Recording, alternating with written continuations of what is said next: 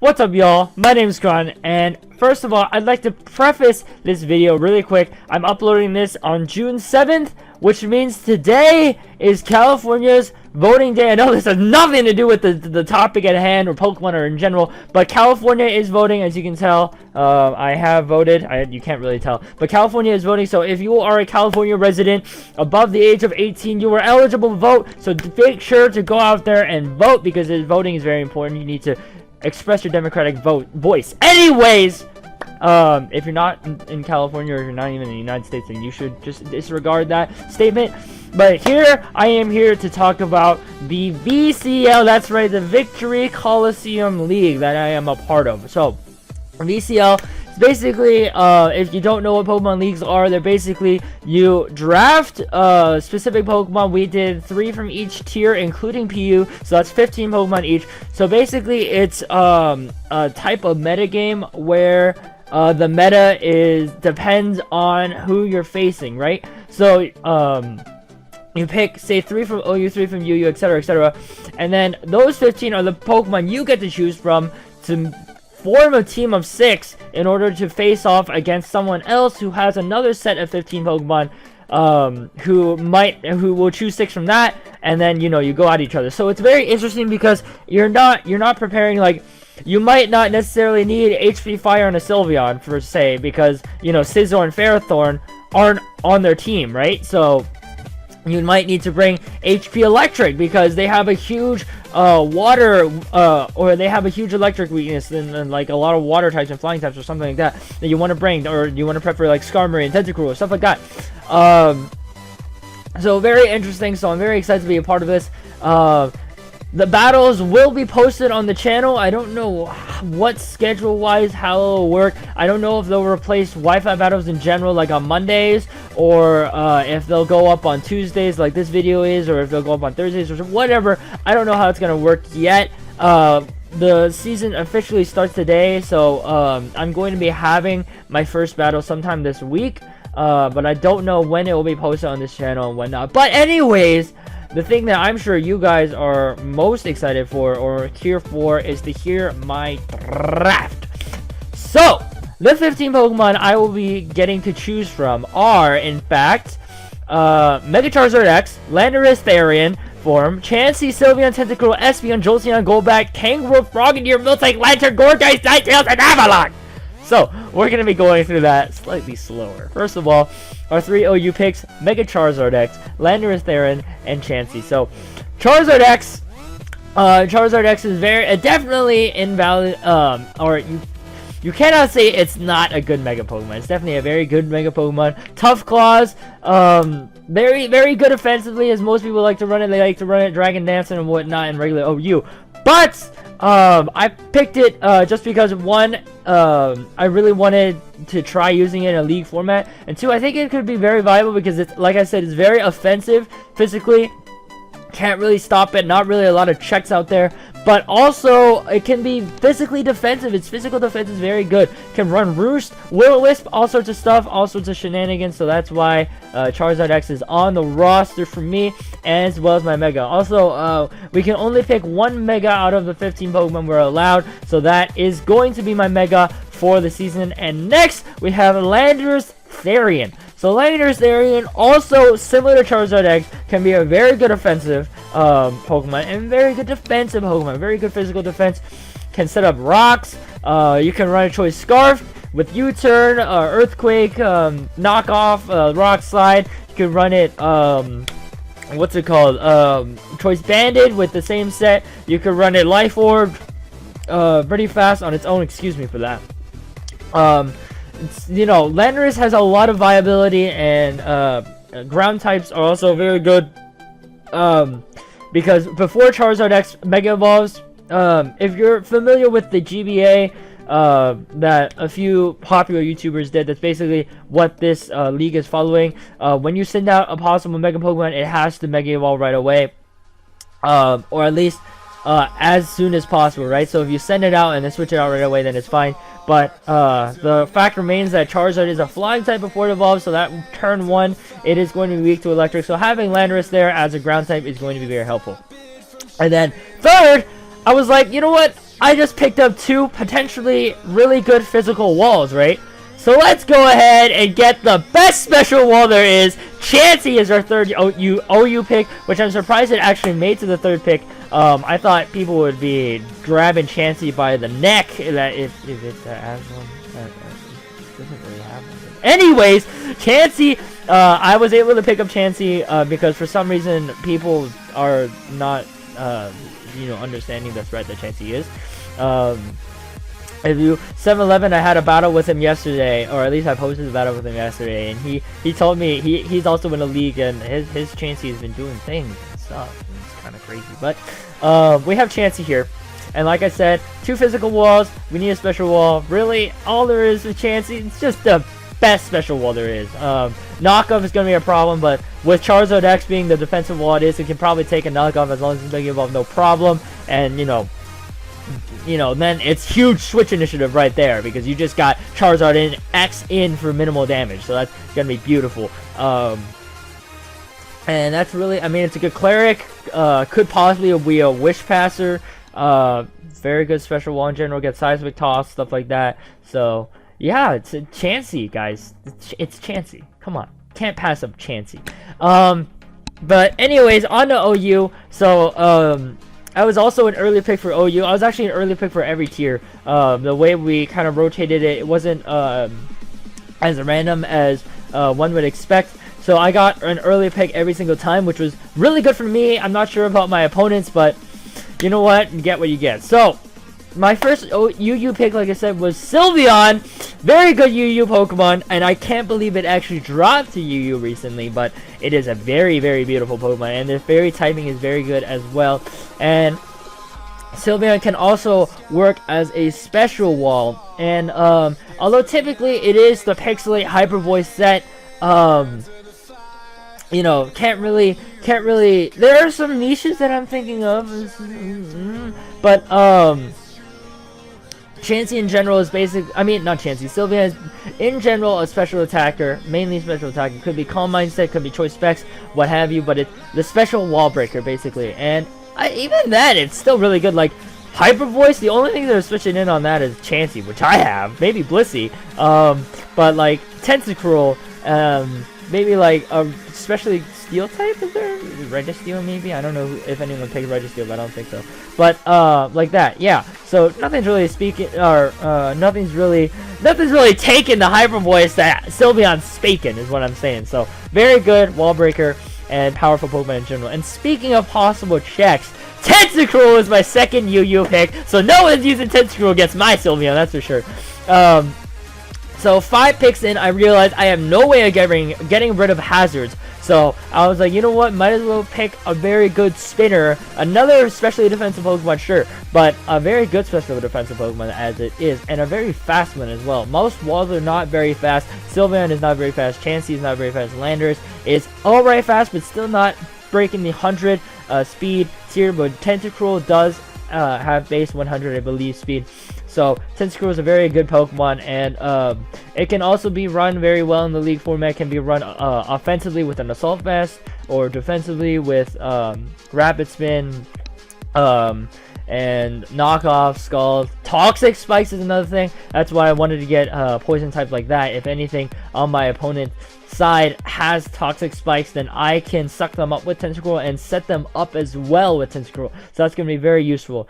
And then our last UU pick is going to be Espeon. Espeon, the famous Magic Bouncer. Very, very, very good Pokemon. Very good offensively. Defensively is meh, I believe. But very good. Choice Scarf. Y'all know Radioactive put in the finest of work throughout my battles on YouTube. So Espeon is a very good Pokemon.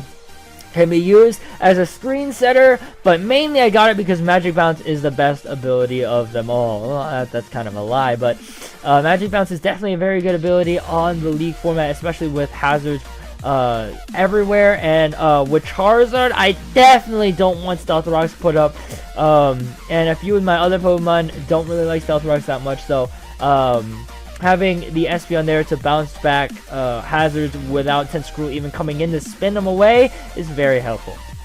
And then on to RU, we have another evolution. We actually picked up 3 evolutions, which I think is kind of interesting. That's why I was kind of hesitant on picking this Pokemon, but I was like, come on, I have to pick this Pokemon. It's Jolteon. Raikiri is here. Raikiri has put in I think Raikiri was on like my first team on my first like Wi-Fi battle on this channel. I don't know. You guys can go check, but Raikiri was. I definitely know Raikiri was there for our first like competition. And it was a very good member of that team. So Raikiri is here.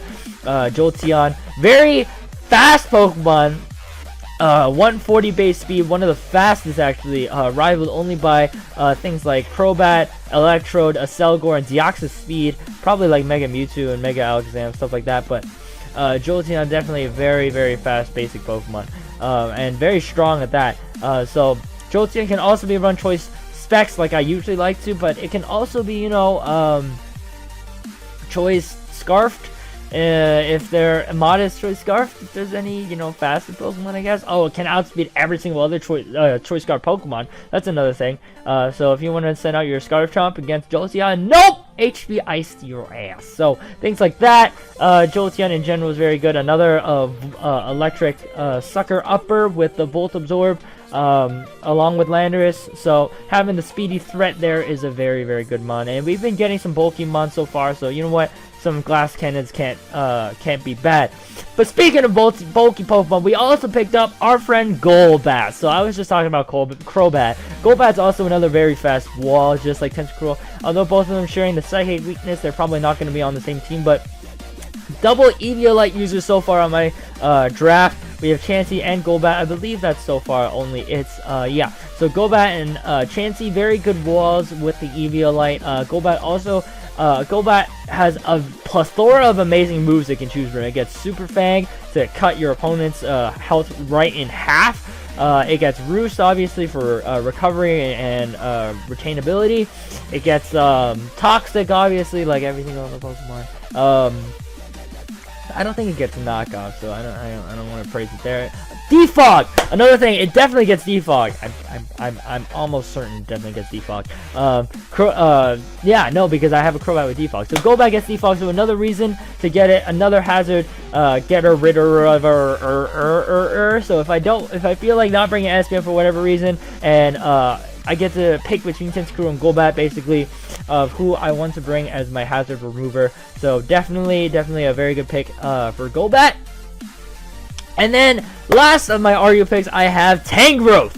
Tangrowth is an amazing physical wall. I haven't used it a lot in on the channel because I don't have one. I definitely needed to get myself one for sure because Tangrowth is an amazing Pokemon. I've been using it on Showdown recently, and blah blah blah the things that Tangrowth can take.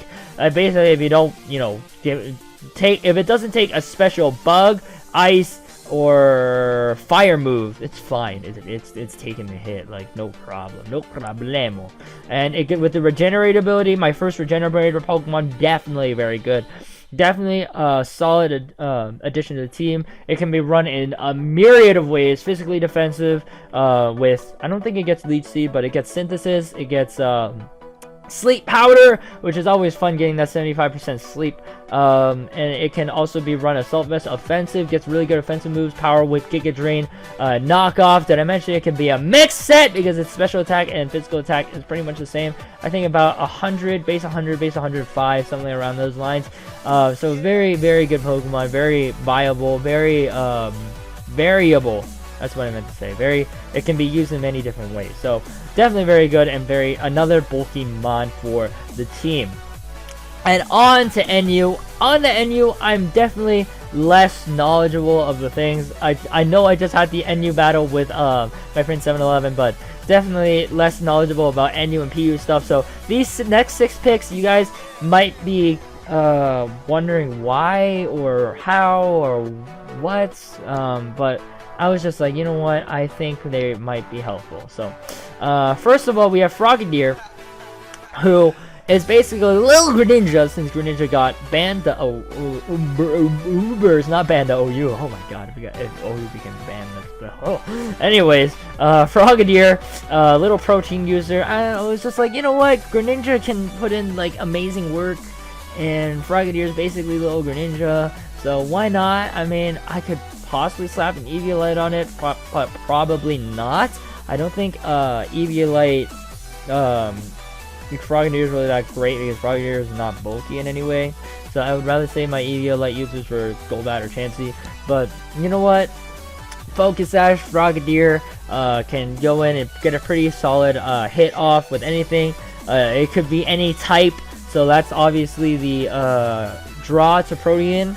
Can be mixed. Can basically run any set that Greninja likes to run, except you know, less hard hitting and slower.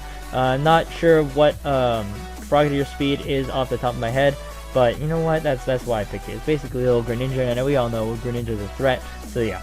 And then secondly, I have Miltank. Y'all saw the power of that frozen beef yesterday's battle, but Miltank is, if you didn't, then I'm sorry for the spoilers, but you know what? That's the title of the battle. So it's Miltank. Miltank is power. It's a very good cleric, very good defensive wall with the milk drink, with the rollout, with the thunder. Wait, rollout. Thinking of a different Miltank right now. Anyways, gets Thunder Wave, gets Heal Bell, gets Body Slam, or another paralyzing method. It gets Curse, which my friend 711 liked to use in the last battle.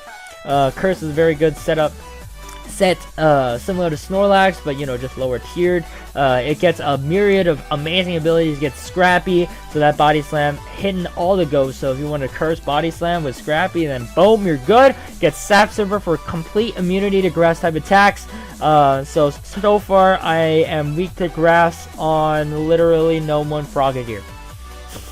I'm weak to grass and Frogadier, so probably not going to be running Sap Silver unless my opponent has a furious grass threat like Superior. I don't know if anyone drafted Superior, but there are some grass threats out there. So Sap Silver for complete immunity, and then we also get Thick Fat, which is my favorite ability of Miltank's because that makes it resist fire and ice attacks, which is very good for, you know, because Miltank.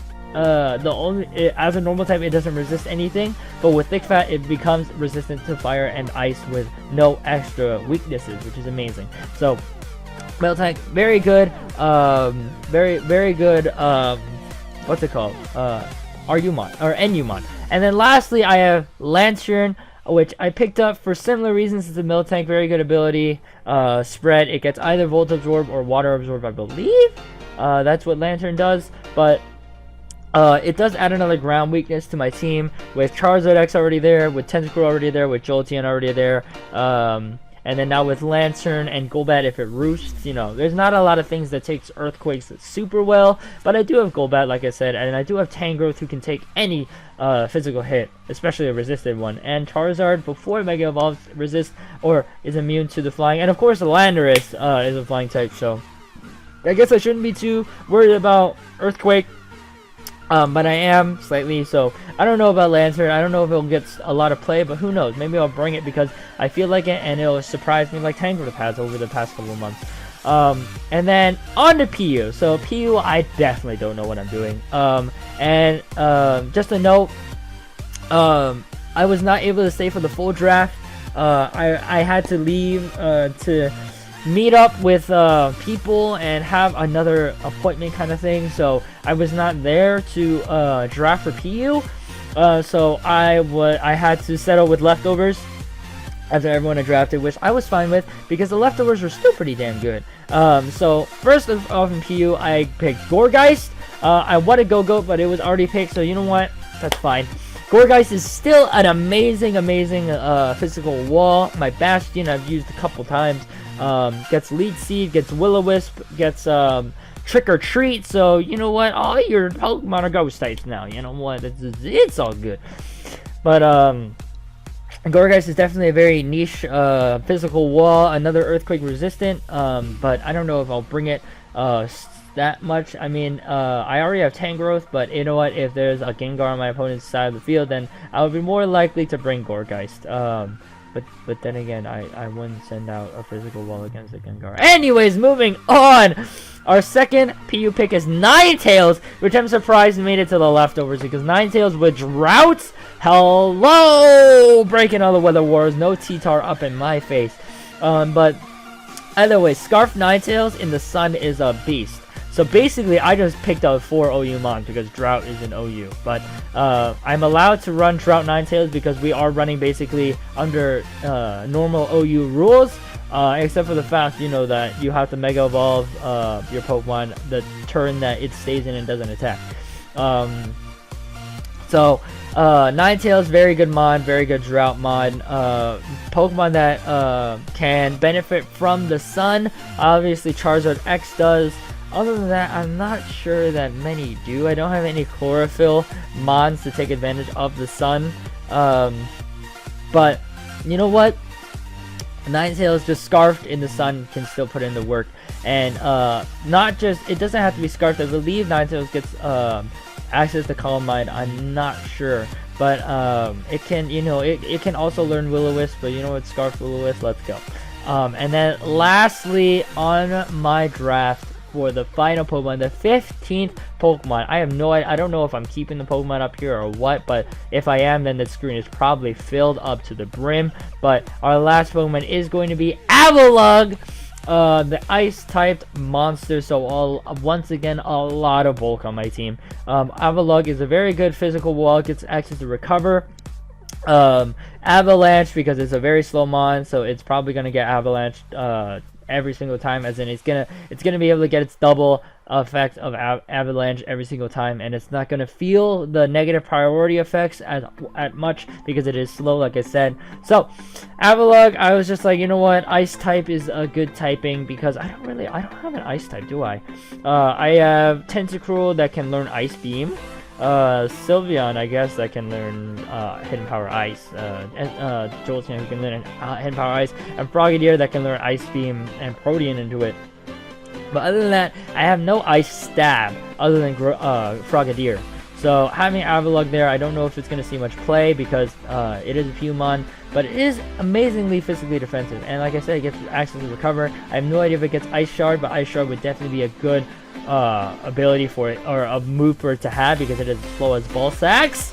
So yeah, Avalugg. So there you have it, our team with Charizard X, Landorus Therian, Chansey, Sylveon, Tentacruel, Espeon, Jolteon, Golbat, Tangrowth, Frogadier, Miltank, Lantern, Gourgeist, Ninetales, and Avalugg.